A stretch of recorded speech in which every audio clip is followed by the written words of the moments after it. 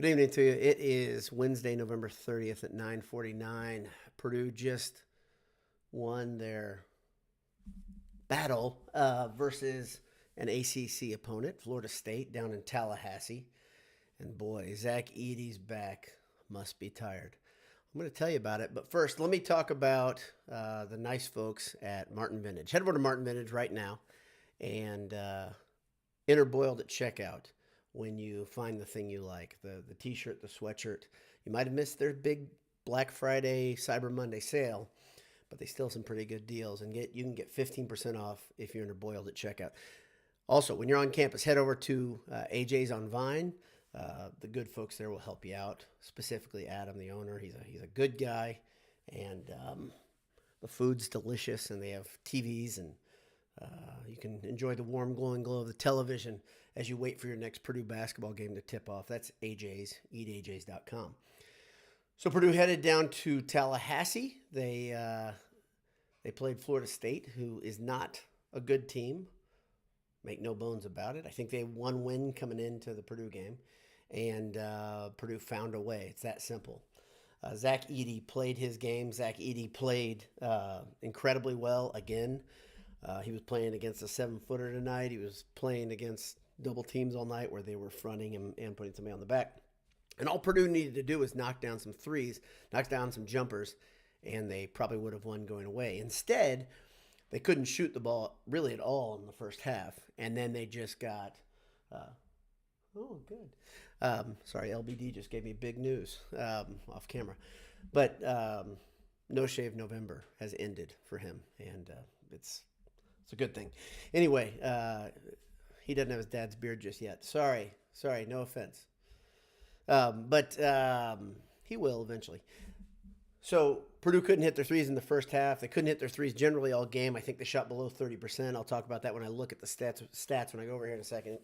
But Zach Edey really kept them afloat until they figured some things out. Also, they were shooting from the free throw line poorly. They were in the low 60s for much of the night until the end when Florida State started fouling Purdue at the end and Purdue started hitting free throws. They raised the average up above 70%, I believe 71%. I took a peek at some of the stats, and that's really the key to the game is hitting those free throws down the stretch. Like I said, Purdue did not shoot the ball well. They did not play exceptionally well. They rebounded the ball really, really well. They were getting after that, but it felt like for a little bit of the game there's some complacency there. The things that we saw in Portland we weren't really seeing. One of those things was Purdue was opportune, like they were knocking out shots when given the opportunity. That's a big deal. But more than that, I think Purdue had a different level of hustle, especially in the first half. Second half, you saw guys diving for balls, going for loose balls. The 50-50 balls can make or break you in college basketball when the margin of error is so thin. But also, of course, you have the expected element on the road in college basketball, and that is if you make it a 1 or 2 possession game and you're relying on yourself to get over the hump, it's awfully hard because officials love a good party. The weird thing is the party wasn't that great in Tallahassee. It looked like there were about 5,000 people there, I'm guessing. If you extrapolate based on what was down low, there was nobody there. And so I had a joke, and I tweeted it out, but I looked out and said, if Purdue loses this game, you're going to have everybody who rushes the court be able to fit in that massive Chief Osceola logo in the center of Florida State court. Instead, Purdue avoids the court rushing.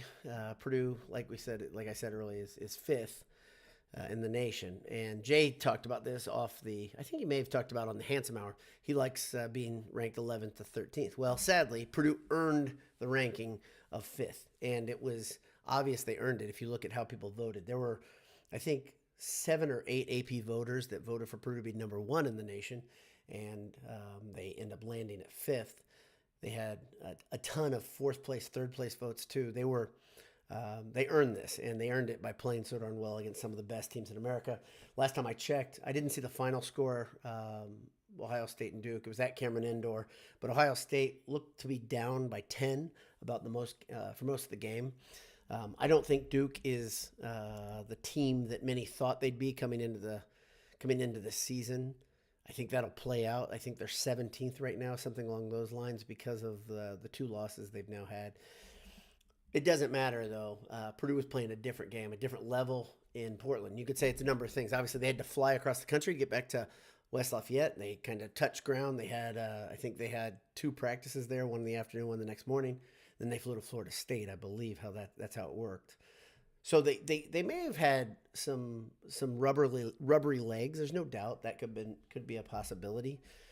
But more than that, they may not understand, especially the young guys. The young guys may not understand that when you have that number next to your name, you have a target on your back, and now everybody wants to beat you, and it's a big deal. They're going to get up for it. Now, one big difference between this year's team and last year's, when they got that number one ranking. Last year, it was like there was a lot of things going wrong at the end of the games that they lost, and even the ones they won. The NC State game comes to mind, the Rutgers game comes to mind, the Iowa game comes to mind last year, and there were a lot of really bad empty possessions, especially at the end. A lot of missed free throws, a lot of guys trying to do it all themselves. When you do that, bad things happen. I don't think this team has that do it all themselves type mentality. One of the guys, I mean, obviously, Edey was beating double and triple teams all the time, but you got to feed him first. And one thing I saw that was super promising down the stretch was, I think probably with 2 to 4 minutes left, I saw Smith try to drive first to draw the double team and then get it off to Edey. But when I say drive first, I don't say F-U-R-S-T, F-I-R-S-T.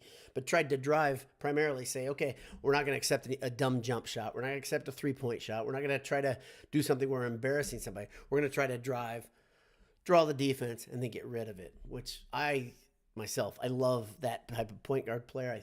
I think that's always the right thing to do for a point guard. As a guy who never liked the way basketball started being played in the NBA, starting in I guess it'd be the middle, late 90s, where point guards became score first type guys. I've always been that type of guy, because I think you can make everybody better on the court if you're driving, drawing the collapse, and then dishing. And Smith did that towards the end of the game. So like I said, Purdue improves to 7-0. They beat Florida State 79-69, and they do it really down the stretch. Like I said, fundamentals, hitting your free throws. All game long, they were crashing the glass. That's something this team does well. They destroyed Florida State. They decimated them on the glass. They had 46 rebounds. Florida State only had 31. Purdue had more assists than Florida State. It's also one of those good team stats you always look for. Turnovers were not awful, but Purdue had more than Florida State. Purdue had 11 turnovers. Anytime you get to that low double digits, you start flirting with trouble. They had kind of like the Duke game. They started the game off poorly. I think they had a couple early. They didn't have as many as they did versus Duke. I think Duke, they had 5 early in the game. It wasn't like that. It was really more of an issue where a couple guys were doing some work for Florida State. Florida State had 2 guys that pretty much doubled their average. Both of them were guards. So Purdue's defense on the guards was not good. Florida State was taking advantage. They were hitting threes on slow rotations. This could be something, and Painter's talked about this. One thing he does is, Purdue does by design is sag off players. There are 2 players that become less of a priority. So if you're given the choice, if you have time, you can double somebody or leave somebody open. They'll kind of quickly assess it and they sag. I'd never heard him admit that, but it's an analytics type way to play defense. And I'm not sure if Green, I don't think he was one of the guys he would have sagged off of, because I think he was the second or third leading scorer. But typically, I think he averages around 12 points. Tonight, Darren Green had 23 points, and I think he had 23 points at about the 5 or 6 minute mark before he was shut down. Morton did a really good job. They probably changed the way they were playing him. But then at that point, Cleveland from Florida State started scoring points, and he ended up with 20. They had nobody, I think, coming into the game that averaged more than 11 or 12 points a game. And in this game, they had 2 guys score over 20. And to me, that's probably the whole story. That, coupled with Purdue missing so many threes in the first half, not creating any space, and just flirting with danger. But they won. Zach Edey, 25 points on 11 of 14 shooting. He 3 for 5 from the free throw line, but he also added 8 boards. Gillis had 7 boards, 5 points. I don't have the minutes in front of me. It seemed like he didn't play a ton. Newman didn't play a ton again, but Newman was in at the end. He hit 2 crucial free throws. Jenkins, I think, was 1 for 2 from the free throw line. Smith had a couple big free throws at the end. The guys that needed to hit free throws were doing it. Morton was 4 for 4 from the free throw line. Like I said, Smith was 5 for 6 overall. Newman was 5 for 6 from the free throw line. And Jenkins was 2 for 4. I think he missed one of those down the stretch that could have helped ice the game. And Purdue did ice the game. They in spite of allowing a cheap 3 or 2 in the last couple of minutes from Florida State. Caleb First had 7 points off the bench, 3 rebounds. Newman, again, this is the thing that I love about Newman this year. In limited minutes and limited opportunities, 8 points, but the rebounds are they had my attention. 7 rebounds from Newman. So he's doing the little things that I think are incredible. To me, I don't think he's going to get it because I think Painter's kind of in a groove right now. And I think until Purdue loses or if the team stops playing the way they are, it's probably going to be Lawyer's starting job. Lawyer finishes with 11 points, 4 assists, no turnovers. That's pretty solid. And Purdue was good against the press for the most part. They were Florida State threw a little bit of a press at them. It didn't seem like Purdue got into panic mode, but Smith and Lawyer specifically, when they would get it to one-on-one, they did a great job just handling the ball well, both of them. Let's see. Anything else here noteworthy? Braden Smith, 13 points, 7 assists, 9 rebounds, only 2 turnovers. That's a damn good deal, a damn good night. And plus he had 2 steals to add on to that. But Purdue's 79, they win 79-69. Next game will be against Minnesota in Mackey Arena. And then after that, they play Hofstra before going to Nebraska. And I think the Nebraska game will be on December 10th, which I believe the students will still be on campus. So to me, that Nebraska game is probably the biggest one to circle your calendar on of one that Purdue might want to really have their guard way up. Hopefully, we don't see a repeating pattern that we saw last year. Like I said, these freshmen may not get this, but the upperclassmen surely do. Guys like Newman, guys like Edey, guys like even Kaufman-Renn, since he was there, but the guys that are Morton, upperclassmen, Gillis, they should understand what comes with the high ranking. With great high ranking comes great responsibility, and Purdue really needs to figure this out. And Matt Painter needs to figure this out.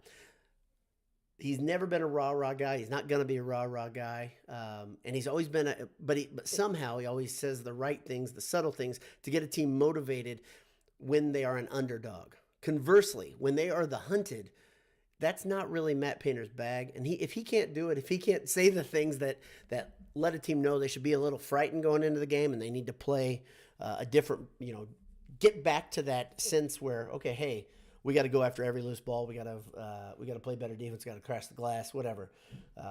You guys might think that I'm crazy here, but to me, I see a pattern of behavior that bothers me a lot, and I'm hoping that gets broken up with a couple thrashings here, where Purdue beats up on Minnesota and then beats up on Hofstra. A lot of people on live. Appreciate you guys tuning in. A lot more than I thought it'd be actually after a game versus Florida State, a bad Florida State team. But I'm going to read some of the comments. Again, thanks for tuning in live. Thanks to those who are listening tape as well. John Younger leads off, says, didn't shoot well, but still scored 79, 1 by 10. Yeah, exactly. So scoring nearly 80 points and shooting that poorly is a big deal. I think Purdue, I didn't even read that stat, but I think they were 30% from 3. But the bigger thing is in the first half. If you looked at the stat line in the first half, that's really the whole thing that set the tone for the game and kept it close. Purdue had opportunity on top of opportunity in the first half to really create space and to get out ahead of Florida State, and they didn't do it because they were just missing so many shots. So that's not a hustle thing. That's just kind of not having it on that day. And you could say maybe their legs are a little jelly because all the travel and all the games and all that, but I don't know. I don't like that excuse very much, so I'm not going to use it. Let's see. Ruda Chris says, how about them Boilers? Tough to win in a mausoleum. No kidding. Like I said, there was nobody there, and it was a quiet place. And there was a weird thing, if you didn't watch the game, and if you did, you remember this. But if you didn't watch the game, interesting thing, Brandon Newman hit a 3, turned around, said something to the Florida State bench. The ref teched him up. I can't tell you how many times I've seen guys say something to the bench because those bench players are chewing on the shooter. I don't care which place it is in America. They're always doing that. So a guy turned around, unless he curses and sits around jaw jacks, that's something you really generally let play. But the ref teched up Newman, and then he challenged Painter to come after him. Later, that same ref simply warned the Florida State bench when they were getting a little vociferous, which they were the whole game. There was one guy specifically that was a jackass on the bench. I watched him. He was the guy. They had a flop call. Another thing that was unusual, they had a flop call on Braden Smith in the first half. We wouldn't know if it was legit or not because for some reason ESPN's producers wouldn't show us the replay. I couldn't tell you if it was legit. I don't know. But I can tell you that jackass, who was the same person who was chewing on the Purdue players the whole time and kind of the instigator, he was also calling for flops and flop warnings to the officials almost the entire game. If you watch him, if you isolate on it, when you watch the tape, which you will because you're an addict like I am, you'll probably see this one guy. He's just a warm body. He's not going to play. But he was an instigator, and they decided to go after Newman. That play bothered me. I don't have a problem with Newman turning around. He didn't do anything bad. It was really within the flow of the game. Whatever. And that ref kind of going back at Painter really bothered me more than anything. Todd Singer says, what's up with the ESPN stats department? They usually have some helpful info during the game, but none of that was... They had no stats, and they also had hardly any replays. I think it was probably one of those things where... And I've been trying to figure this out for a while, for a couple months. If you watch ESPN's ticker, there are so many typos now. And so I think they've got a lot of interns doing things. I think there's a lot of skeleton crews at these games because ESPN keeps making cuts because the network has been jacking around for years, and they're finally paying for it. People are kind of sick of the product they're putting out there. But I don't know the reason, but that seems to be, these two things seem to be connected. A lot of interns maybe, people that don't know what they're doing, don't know what the big tech board. They're like me before a handsome hour. Handel Jones says he's more impressed with this win, honestly. Than what win, Handel? I don't know exactly. When you compare it to this one versus, I don't know, maybe there's a conversation I missed. But I'm not more impressed with this win than the two that I just saw in Portland. So I am impressed with anytime a team can gut it out when they're shooting that poorly. So I get that. Ted Berkey says, we should be used to the crowd since they play at Penn State. It's a good point. That is a mausoleum. That place is cavernous and empty all the time. Dylan, thank you for tuning in. Says, choo-choo mothers. Right on, brother. Now the handsome levels are at an all-time high. Gosh, God bless you. You're a good liar. I believe you from a long way away. And I am wearing my fancy glasses for you. Let's see. Josh Clark says, ugly game. We need to get others going. Edie and Smith are the only ones who played well. Others need to get going. I agree. And I saw some sparks of some things. At one point, it looked like first maybe he was going to get some stuff happening, and then he fell off pretty quickly. It's got to be, this team's got to look at this thing as a team. When they play together, they're pretty unstoppable. If they try to play anything less than a game where they are just all in, all of them, you're going to see a lot of games that are this close. But we see the other side. We've already seen it. This team is incredibly flammable when they want to be. And I think it's defense creating offense, right? Defense creating opportunities. Those guys getting out and run, getting open looks, etc. Took few shots, didn't shoot well, still won comfortably, says John Younger again. Brock Stepler, after the weekend, they had 3 games in 4 days out west. I wasn't shocked at all. It was ugly. Showed grit too. FSU also pretty motivated. Yeah, but they're going to be motivated. I agree with all points. I agree especially with the fatigue point. I agree with everything you said. But at the same time, I don't want to see a pattern of behavior is what I'm saying. And everybody in this margin saw what happened last year when they got highly ranked. I don't want to see a replay of that where they just kind of barely get by because there's no excuse for this team to barely get by. They have a real opportunity to get their feet under them the next few games. Let's see if they do it. Minnesota looks pretty bad. I've watched them play a couple times. Look like a team that's struggling to find identity. I think they lost a score or two to graduation. So there's good opportunity. Then Hofstra is a different thing altogether. Chris Beeler says, we got to keep our poise, keep our heads in it. Don't let the media get in our heads. Keep doing our thing defensively, offensively, things are going to fall. Is that a quote from, maybe you can tell me, but I think that's a quote from Smith. I heard Smith had another quote that was pretty awesome where he just said, you got to keep doing little things. You got to keep going. You can't stop. You can't let your foot off the gas. And he had another great quote after the Gonzaga game where he said, "When you get the lead, you keep playing hard defense because a team thinks you're gonna let up, and when you don't, it's pretty easy to kind of break their spirit." I read between the lines on that last part, but he's right. Um, Boilermaker 63 said Smith's 13.97 really impressed me. Couldn't even look better. Could have even looked better on a few plays. Yeah, he dribbled himself into trouble a couple times, right into two big guys standing up, and didn't get rid of the ball quick enough. But generally, yeah, he played impressive. I don't think there's any doubt of that. So that's about all. Appreciate everybody for tuning in. If I missed some of your comments, I'm sure there's some gold in there. But I do appreciate everybody being here. Thanks again to our sponsors, Martin Vintage and AJ's, and I wish you guys well. We'll talk to you soon. God bless you. Have a great day. I may have just a quick cast with a few thoughts heading into the Michigan game. Some things are starting to bubble in this bald head. Talk to you soon. Hammer down.